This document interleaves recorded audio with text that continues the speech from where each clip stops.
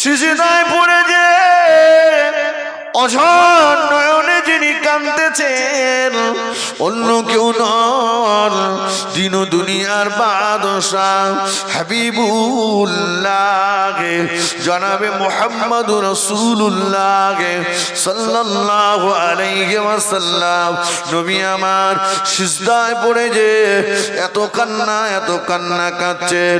আল্লাহ নবীর চোখের পানিতে সিজদার জায়গাটা ভিজে কাদা হয়ে গিয়েছে। হযরত আবু বকর ওমর রাদিয়াল্লাহু তাআলা আনহুমা দুজনা দুই পাশে দাঁড়িয়ে গেলেন।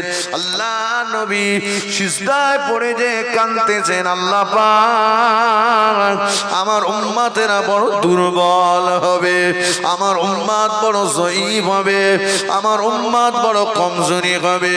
আল্লাহ পাক আমার উম্মতকে জাহান্নামের আগুনে দেবেন না। আল্লাহ আমার উম্মতের জন্য জাহান্নামের আগুন মাফ করে দেন। আল্লাহ আমার উম্মতের জন্য জাহান্নামের আগুন ক্ষমা করে দেন। আল্লাহ আমার উম্মতি জাহান্নামের আগুন সহ্য করতে পারবে না।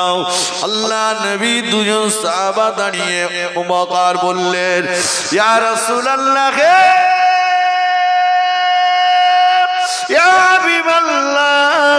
হুজুর আপনি আর কাঁদবেন না, সিজদা থেকে মাথা তুলুন, গুনাহগার উম্মতির জন্য আর কাঁদবেন না। আবু বকরের জীবনের তামাম নেকিগুলো গুনাহগার উম্মতির নাজাতের জন্য আপনার কদমে দিয়ে দেব। মোহাব্বতের মানুষদের ঘরে নিয়ে এরা আল্লাহ পাকের দয়া চান।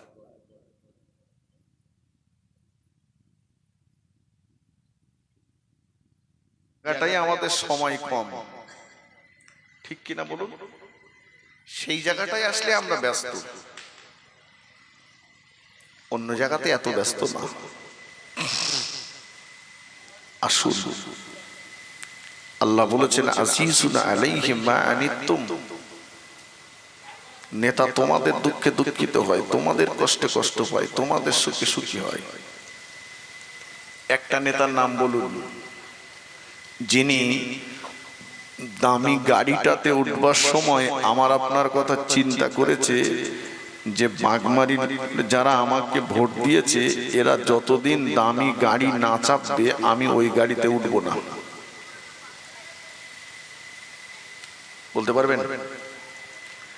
আর আজকে যে নেতার জন্য বসেছি এই নেতা যাবেন আল্লাহ পাকের আরশে আজিমে, রাইটার্স বিল্ডিং নবান্ন দিল্লির সংসদ ভবনের চাইতে আল্লাহ পাকের আরশে আজিমের মর্যাদা কম না বেশি? একটু জোরে বলুন। গাড়ি পাঠিয়ে দিয়েছেন আল্লাহ, গাড়িটার নাম হলো বোরাক।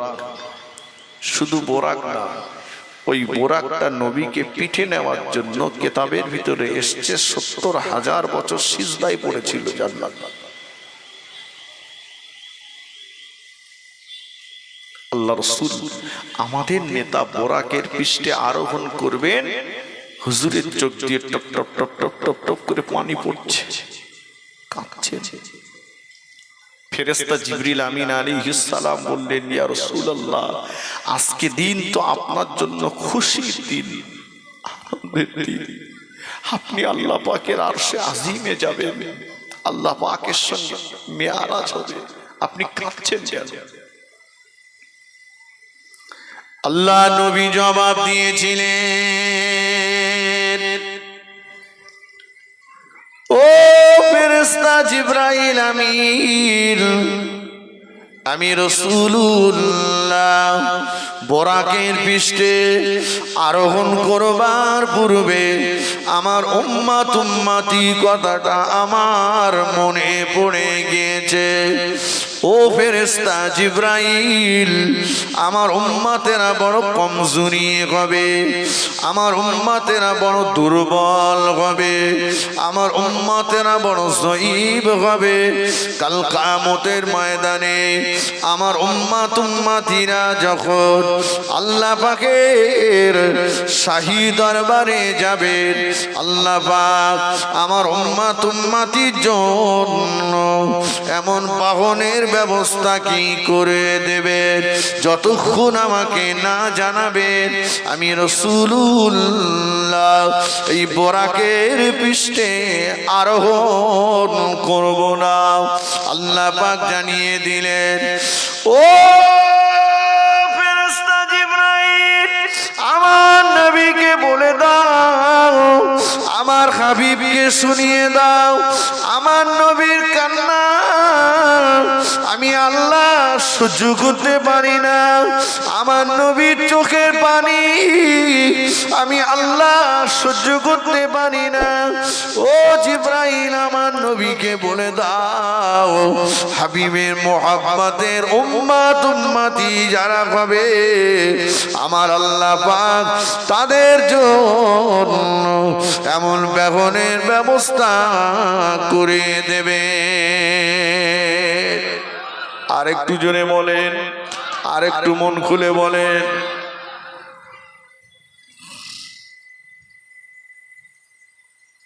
কি গো বাবাজি, তাহলে নেতা শুধু একা গাড়ি চেপে বাড়ি এসছেন? কথা বলেন, হ্যাঁ কি না বলেন? আমি কোরআন পাকের ওই আয়াতটাই প্রমাণ করাচ্ছি। আসিসুন আলাইহি মা আনিতুম, আল্লাহ বললেন নেতা তোমাদের দুঃখে দুঃখিত হয়, নেতা তোমাদের কষ্টে কষ্ট পায়, তোমাদের সুখে সুখে হয়।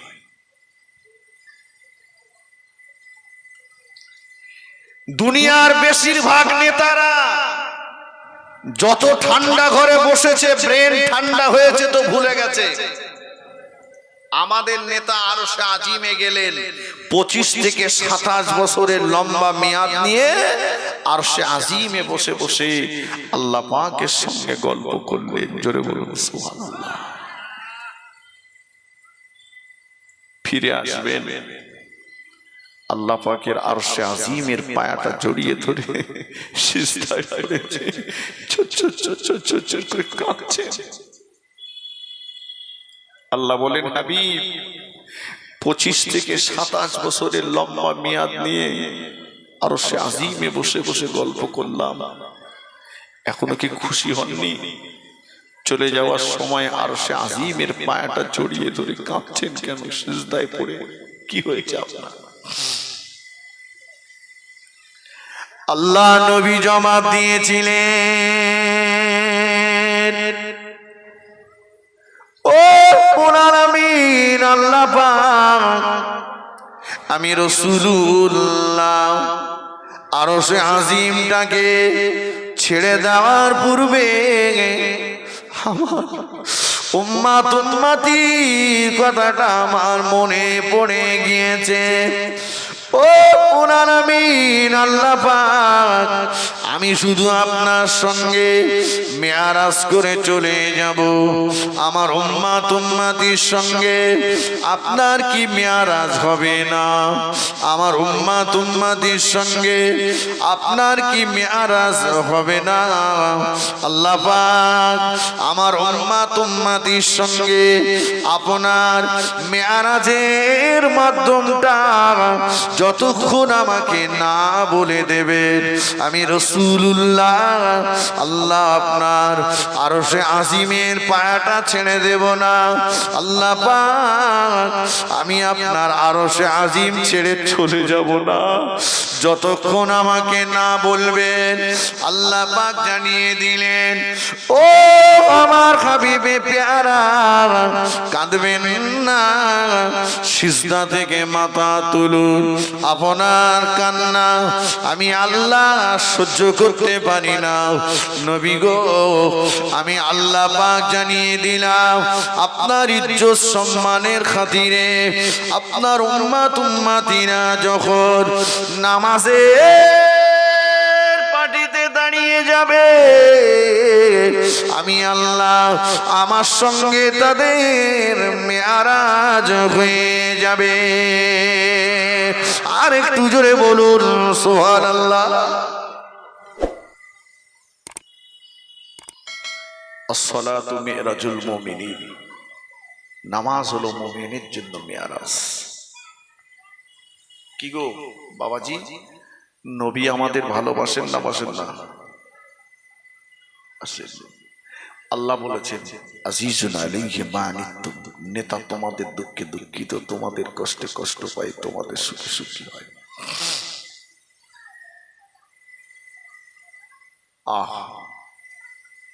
সারাটা জীবন আমাদের করে চিন্তা করেছি। কয়েকদিন হয়ে গেল, আজকে তো আমরা একটা রাতের কিছুটা অংশ বসেছি, কিছুটা অংশ। আমার নবীকে খুঁজে খুঁজে পাওয়া যাচ্ছে না, কয়েকটা দিন পেরিয়ে গেল। হযরত আবু বকর সিদ্দিক রাদিয়াল্লাহু আনহু, ওমর ফারুক রাদিয়াল্লাহু আনহু দুজনা মদিনার মসজিদে নববী শরীফের ভিতরে ঢুকলেন। কি যেন বলা বলি করলেন, বাইরে বেরিয়ে আসলেন। আল্লাহ নবী সাহাবা হযরত ওমর রাদিয়াল্লাহু তাআলা আনহু খাপের ভিতর থেকে তলোয়ারটা বার করলেন, গম্ভীর ভাবে আওয়াজ দিয়ে দিলেন, ওরে মদিনার মুনাফিকেরা, এ মদিনার মুনাফিকেরা, শুনে রেখে দে, কয়েকদিন আমার নবীকে খুঁজে খুঁজে পাওয়া যাচ্ছে না। আমি ওমর আল্লাহ নবীর সন্ধানে বেরিয়ে যাচ্ছি, আমি ওমর আল্লাহ নবীকে খুঁজতে বার হয়ে যাচ্ছি। ওরে মদিনার মুনাফিকেরা, এ নবীর দুশমনেরা, শুনে রেখে দে, আমার নবীকে যদি পেয়ে যাই তো ভালো, আর পেয়ে যদি না যায়, আমার নবীর যদি যারা পরিমাণ ক্ষতি হয়ে যায়, আমি ওমর তোদের লাইন দিয়ে দাঁড় করিয়ে দিয়ে একটা একটা করে ধরার গর্দান আলাদা করে দেব।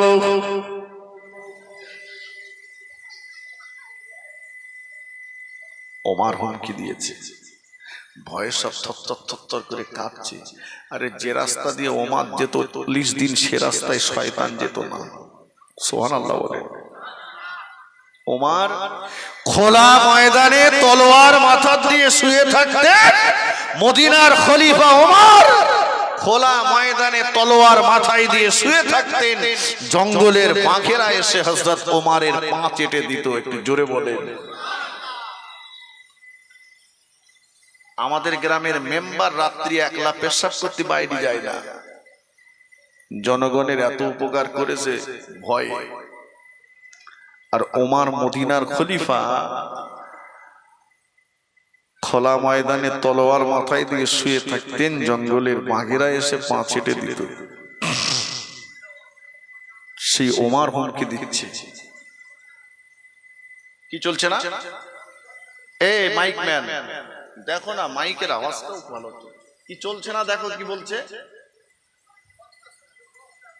ওই দিকের বক্সটা চলছে না, আওয়াজ পাচ্ছে না। মাইকম্যান ভাই আছো? দেখো ওই দিকটা দেখো, বেসটা একদম কমিয়ে দাও, বেসটা কেটে দাও। আসুন যে কথা বলছিলাম, আল্লাহ নবী সাহাবা হযরত আবু বকর সিদ্দিক রাদিয়াল্লাহু তাআলা আনহু, হযরত ওমর ফারুক রাদিয়াল্লাহু তাআলা আনহু দুজনা মিলে বেরিয়ে পড়লেন মরুভূমি ময়দান। বেশ কিছুটা দূর এগিয়ে গেলেন, সামনে একটা পাহাড় দেখতে পেলেন। কে যেন পাহাড়ের পাদদেশে বসে আছে। দুজনা এগিয়ে গেলেন, অন্য কেউ নন, উনি হলেন মদিনার একজন রাখাল হযরত ওমর রাদিয়াল্লাহু তাআলা আনহু। যে বললেন, ও ভাই মদিনার রাখাল, তুমি কি আমাদের নবীকে দেখেছো? মদিনার রাখাল বলল, কে আপনাদের নবী? চিনি না, জানি না, বলতে পারবো না। কে আপনাদের নবী? চিনি না, জানি না, বলতে পারবো না।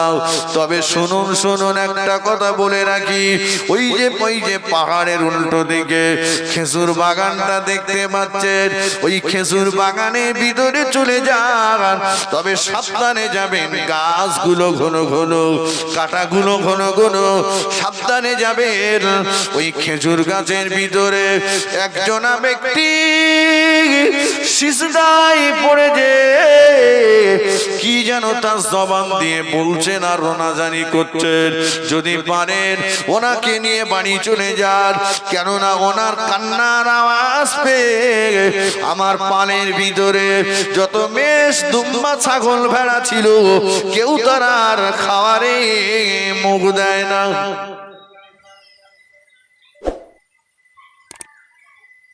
কেউ তারা খাওয়ারে মুখ দেয় না।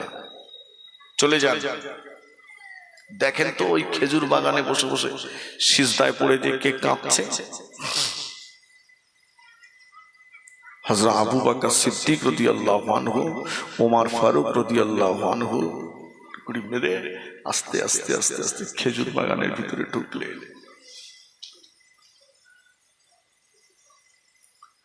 ও খেজুর বাগানের ভিতরে ঢুকে দেখে সিজদায় পড়ে যে অঝর নয়নে যিনি কাঁদতেছেন, অন্য কেউ নন, দিন দুনিয়ার বাদশাহ হাবিবুল্লাহ জনাবে মুহাম্মদুর রাসূলুল্লাহ সাল্লাল্লাহু আলাইহি ওয়াসাল্লাম নবী আমার সিজদায় পড়ে যে এত কান্না কাঁদছেন। আল্লাহ নবীর চোখের পানিতে সিজদার জায়গাটা ভিজে কাদা হয়ে গিয়েছে। হযরত আবু বকর, ওমর রাদিয়াল্লাহু তাআলা আনহুমা দুজনা দুই পাশে দাঁড়িয়ে গেলেন, দুজনা দুই পাশে দাঁড়িয়ে গেলেন। আল্লাহ নবী সিজদায় পড়ে যে কাঁদতেছেন, আল্লাহ পাক আমার উম্মতেরা বড় দুর্বল হবে, আমার উম্মত বড় যঈফ হবে, আমার উম্মত বড় কমজোরি হবে। আল্লাহ পাক আমার উম্মতকে জাহান্নামের আগুনে দেবেন না। আল্লাহ আমার উম্মতের জন্য জাহান্নামের আগুন মাফ করে দেন। আল্লাহ আমার উম্মতের জন্য জাহান্নামের আগুন ক্ষমা করে দেন। আল্লাহ আমার উম্মতি জাহান্নামের আগুন সহ্য করতে পারবে না। আল্লাহ নবী দুজন সাহাবা দাঁড়িয়ে বকর বললেন, ইয়া রাসূলুল্লাহ,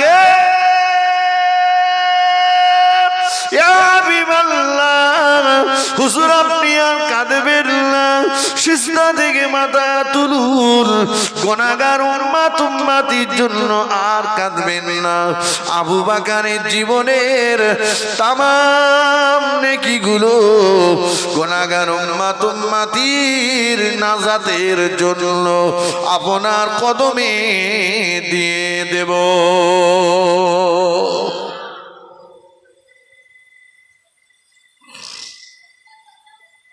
আল্লাহ রাসূল সিজদা থেকে মাথা তোলেন না। ওমর রাদিয়াল্লাহু আনহু বললেন, রাসূলুল্লাহ সাল্লাল্লাহু আলাইহি ওয়াসাল্লাম মাথা তুললেন না, কাঁদছেন, শুধু কেঁদেই যাচ্ছেন। আল্লাহ আমার উম্মত কমজোরি, আমার উম্মত দুর্বল, আল্লাহ আমার উম্মতের জন্য জাহান্নামের আগুন মাফ করে দেন। আল্লাহ দুজনা মিলে যুক্তি করলেন, কি করা যাবে? হযরত ওমর ফারুক রাদিয়াল্লাহু আনহু বললেন, ভাই আবু বকর, আপনি একটু আমার নবীর পাশে দাঁড়ান, দেখি কাকে নিয়ে আসলে আমার নবী সিজদা থেকে মাথা তোলে। আল্লাহ নবী সাহাবী হযরত ওমর ফারুক রাদিয়াল্লাহু তাআলা আনহু খেজুর বাগান থেকে বার হলেন, পাগলের মতো দৌড়ে দৌড়ে দৌড়ে দৌড়ে নবীর জামাতা হযরত আলী রাদিয়াল্লাহু তাআলা আনহুর কাছে চলে আসলেন। ও নবী পাকের জামাতা আলী, আল্লাহ নবীর সন্ধান পেয়ে গিয়েছি, তবে নবী মদিনার খেজুর বাগানের ভিতরে গুনাহগার উম্মতের জন্য সিজদায় পড়ে যে রোনাজানি করছেন। কতবার বললাম নবীকে সিজদা থেকে তুলতে পারলাম না। মনে হয় আপনি নবীর জামাতাও, আপনি গেলে নবী আর সিজদায় পড়ে থাকবেন না। হযরত আলী রাদিয়াল্লাহু তাআলা আনহু বললেন, আপনারা দুজনা গিয়েছিলেন, আল্লাহর নবী যখন সিজদা থেকে মাথা তোলেননি, আমি আলী আমি গেলেও আমার নবী মাথা তুলবেন না, বরঞ্চ আমি দুজনের নাম বলে দিচ্ছি, চলে যান যাদের দাবি আমার নবী জীবনেও কোনোদিন ঠেলে দেননি, যাদের দাবি আমার নবী জীবনেও কোনোদিন করেননি। ও নবী সামা ওমর, তারা অন্য কেউ নয়, তারা হলো আমার দুই বেটা হযরত ইমাম হাসান ইমাম হুসাইন রাদিয়াল্লাহু তাআলা আনহু। বাবা ওদের দুই ভাইকে নিয়ে চলে যান, ওদের দুই ভাইয়ের দাবি আমার নবী জীবনেও কোনোদিন ঠেলে দেননি। হযরত ওমর রাদিয়াল্লাহু তাআলা আনহু হযরত ইমাম হাসান হুসাইনকে সঙ্গে নিয়ে মদিনার খেজুর বাগানের দিকে দৌড়াতে লাগলেন। দৌড়ে দৌড়ে দৌড়ে দৌড়ে মদিনার খেজুর বাগানে পৌঁছে গেলেন। আল্লাহ নবী সিজদায় পড়ে যে কাঁদতেছেন। হযরত ইমাম হাসান হুসাইন রাদিয়াল্লাহু তাআলা আনহুমা দুই ভাই দুজনা যে দুই পাশে দাঁড়িয়ে গেলেন। ও আমাদের নানা ভাই, ও আমাদের নানা ভাই, আপনি তো আপনার নূরের জবানে জানিয়ে দিয়েছেন ফাতিমা তু সাইয়্যিদাতুন নিসা আহলিল জান্নাহ, আমার ফাতেমা হলো জান্নাতি নারীদের সরদারিনী। ও আমাদের নানা ভাই, জান্নাতি নারীদের সরদারিনী ফাতেমার দুই লাল আপনার দুই পাশে দাঁড়িয়ে আছে। নানা ভাই, গুনাহগার উম্মতির জন্য আর কাঁদবেন না, সিজদা থেকে মাথা তুলুন, আপনার গুনাহগার উম্মত আর আল্লাহ পাকের আযাবে জাহান্নাম দুটোর মাঝখানে আমরা দুই ভাই প্রাচীর হয়ে যাব। আর একটু জোরে বলেন সুবহানাল্লাহ। আল্লাহ রাসূল সিজদা থেকে মাথা তুললেন, ইমাম হাসান হুসাইনকে সঙ্গে নিয়ে মসজিদে নববী শরীফে চলে আসলেন। আমার বাপজি নবী কাঁদছিলেন কাদের জন্য? একটু কথা বলেন। আমাদের জন্য। ওই কথা আল্লাহ বলেছেন আজিজুন আলাইহি মা আনিতুম, নেতা তোমাদের দুঃখে দুঃখিত হয়, তোমাদের কষ্টে কষ্ট পায়, তোমাদের সুখে সুখী হয়। আমি শুধু একটা কথাই বোঝাতে চাইছি, কার জন্য বসে আছি আমরা? তিনি আমাদের ভালোবাসেন না বাসেন না? বাসেন। আর একটা প্রমাণ নেন, আমার রাসূলুল্লাহ সাল্লাল্লাহু আলাইহি ওয়াসাল্লাম দ্বীনের দাওয়াত দিতে ঘর থেকে বাইরে বেরিয়ে গেলেন। দুনিয়ার পথ হারা পথ ভোলা মানুষগুলোকে পথ দেখাতে বেরিয়ে গেলেন। অনেকটা সময় পেরিয়ে গেল, অনেকক্ষণ হয়ে গেছে, নবী এখনো বাড়ি আসছেন না। ঘরের ভিতরে নবীর জন্য ইন্তজার করছে নবীর বিবি আমাদের আম্মা জান খাদিজাতুল কুবরা রাদিয়াল্লাহু আনহা আর নবীর বেটি ফাতেমাতুজ জাহরা রাদিয়াল্লাহু আনহা। দুজনে নবীর জন্য ঘরে অপেক্ষা করছে। বেশ অনেকটা সময় পার হয়ে গেল, আল্লাহ নবী ঘরেতে ফেরেন না। নবী নন্দিনী ফাতেমাতুজ জাহরা রাদিয়াল্লাহু তাআলা আনহা দরজার পাশে উঠে গেলেন, দরজাটা খুললেন, বাইরের দিকে চেয়ে বললেন, আম্মা জান, ও আমার আম্মা জান, এতটা সময় পার হয়ে গেল, এতটা সময় পেরিয়ে গেল, এখনো যে আমার আব্বা জান বাড়ি আসছে না। মেয়ে তো বাপের জন্য অন্তরটা একটু কাঁদছে। আমাদের আম্মা জান খাদিজাতুল কুবরা রাদিয়াল্লাহু তাআলা আনহা বোঝাচ্ছেন, ফাতেমা, ও বেটি ফাতেমা, তোমার আব্বা দিনের দাওয়াত দিতে গিয়েছে, তোমার আব্বা জান দুনিয়ার পথ ভোলা মানুষগুলোকে পথ দেখাতে গিয়েছে, জাহান্নামের রাস্তায় চলা মানুষগুলোকে জান্নাতের রাস্তা দেখাতে গিয়েছে, কেন যে এখনো ফিরছে না আমিও তো চিন্তা করছি। মা সান্ত্বনা দিচ্ছেন। আবার কিছুটা সময় পার হয়ে গেল, নবী নন্দিনী ফাতেমাতুজ জাহরা রাদিয়াল্লাহু তাআলা আনহা আবার উঠে দরজার কাছে গেলেন, বাইরের দিকে চেয়ে বললেন, আম্মা জান, ও আমার আম্মা জান, এতটা সময় পেরিয়ে গেল, আমি ফাতেমা এখনো যে আমার আব্বাকে বাড়ি আসতে দেখছি না। আমার মা খাদিজা সান্ত্বনা দিচ্ছেন। বেশ কিছুক্ষণ ফাতেমাতুজ জাহরা রাদিয়াল্লাহু তাআলা আনহা চুপ মেরে রইলেন।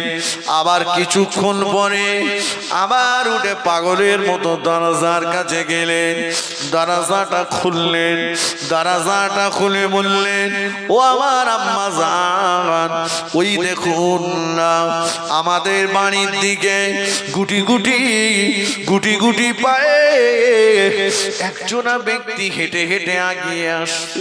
আম্মা জান, ওই ব্যক্তিটাকে দেখে বড় দুর্বল মনে হচ্ছে। ও আমার আম্মা জান, যে ব্যক্তিটা আমাদের বাড়ির দিকে গুটি গুটি পায়ে আগিয়ে আসছে, ওই ব্যক্তিটাকে দেখে বড় দুর্বল মনে হচ্ছে। ওই ব্যক্তিটাকে দেখে বড় জয়ীফ মনে হচ্ছে। ও আমার আম্মা জান, শুধু তাই নয়, আমি ফাতেমা ইতিপূর্বে কোনদিন এমন চেহারার মানুষ চোখে দেখিনি। মা খাদিজাতুল কুবরা বললেন, ও বেটি ফাতেমা, কেমন চেহারার মানুষ আসছে, যেমন চেহারার মানুষ ইতিপূর্বে কোনদিন চোখে দেখুনি। ফাতেমাতুজ জাহরা বললেন, ও আমার আম্মা জান, আমাদের বাড়ির দিকে গুটি গুটি পায়ে যিনি আগিয়ে আসছেন, ওনার গোটা চেহারাটা লাল রঙের। ও আম্মা জান, মানুষের চেহারা যে এমন লাল হয় এটা আমার জানা ছিল না। আম্মা জান, আমি ফাতেমা ইতিপূর্বে কোনদিন এমন লাল রঙের মানুষ চোখে দেখিনি।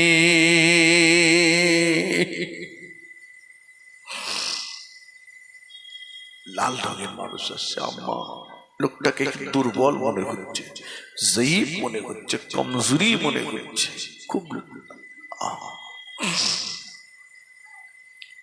আল্লাহ নবীর বিবি আমাদের আম্মা জান খাদিজাতুল কুবরা রাদিয়াল্লাহু তাআলা আনহা তড়িঘড়ি উঠে দরজার কাছে গেলেন।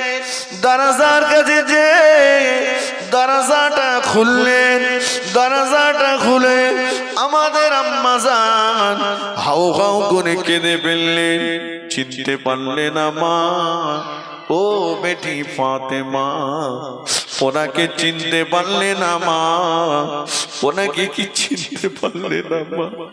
না আম্মা জান, ওই মানুষটাকে তো আমি ফাতেমা চিনতে পারলাম না। ও বেটি ফাতেমা, উনি অন্য কেউ নয় মা, উনি তো তোমারই আব্বা জান, বিশ্বনবী রাসূলুল্লাহ।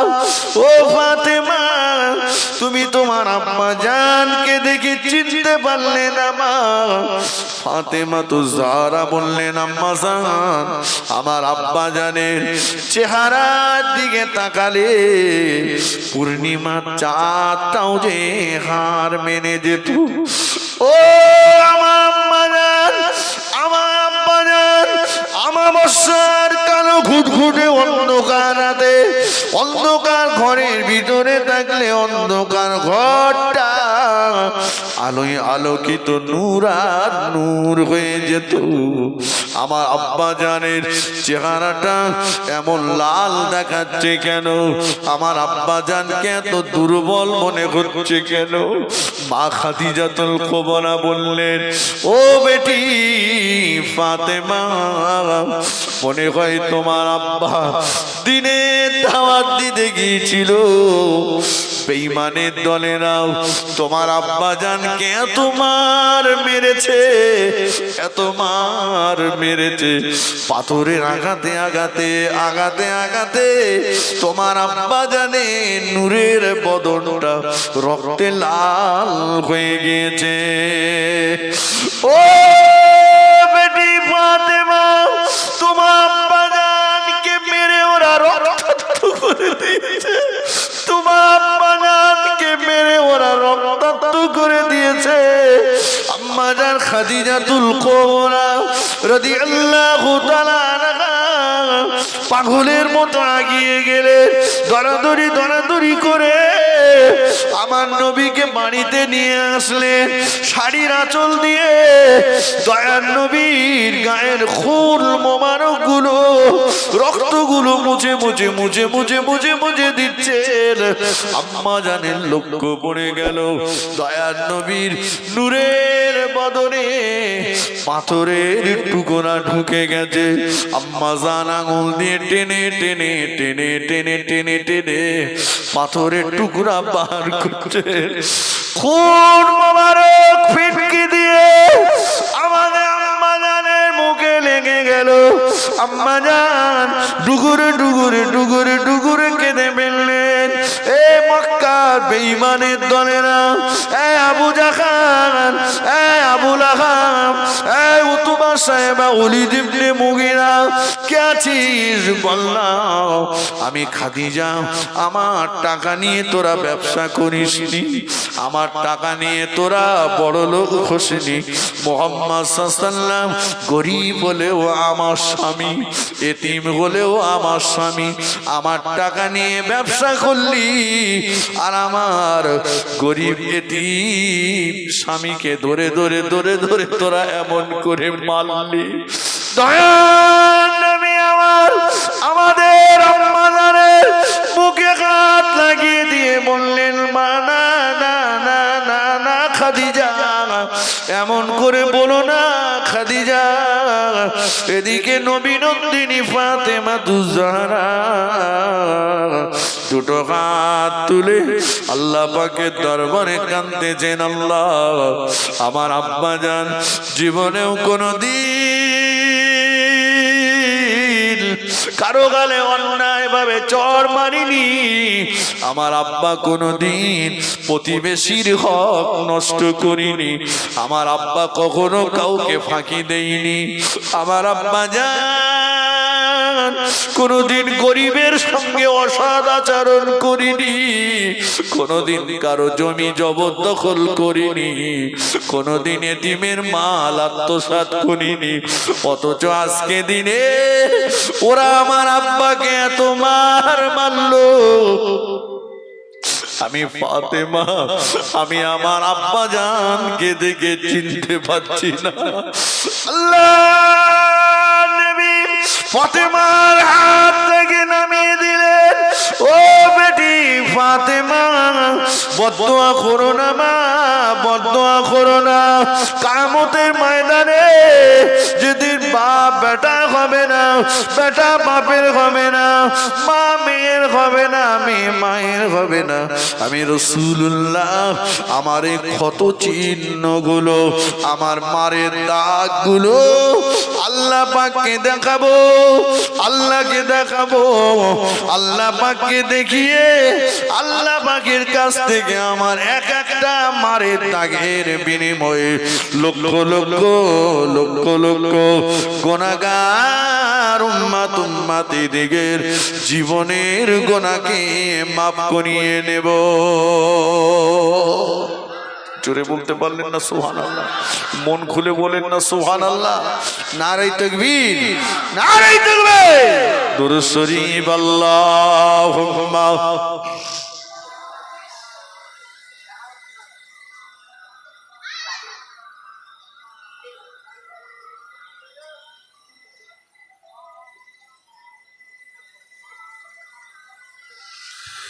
खूब मोहब्बत अल्लाहुम्मा।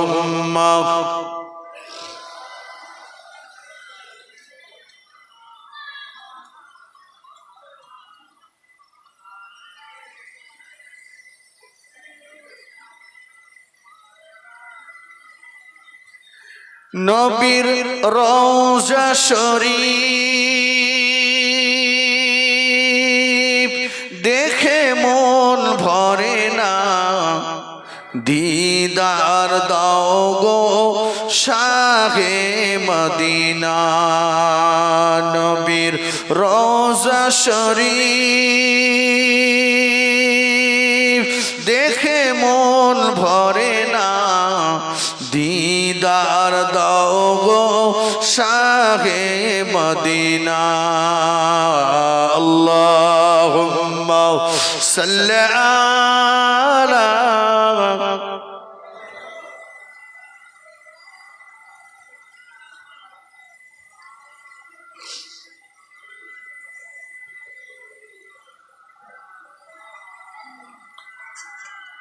আরশের মেহমান করেছেন আল্লাহ, কত শান কত মান মোর কামলিওয়ালা। ও গো মদিনাওয়ালা করো করুণা, দিদার দাও গো শাহে মদিনা।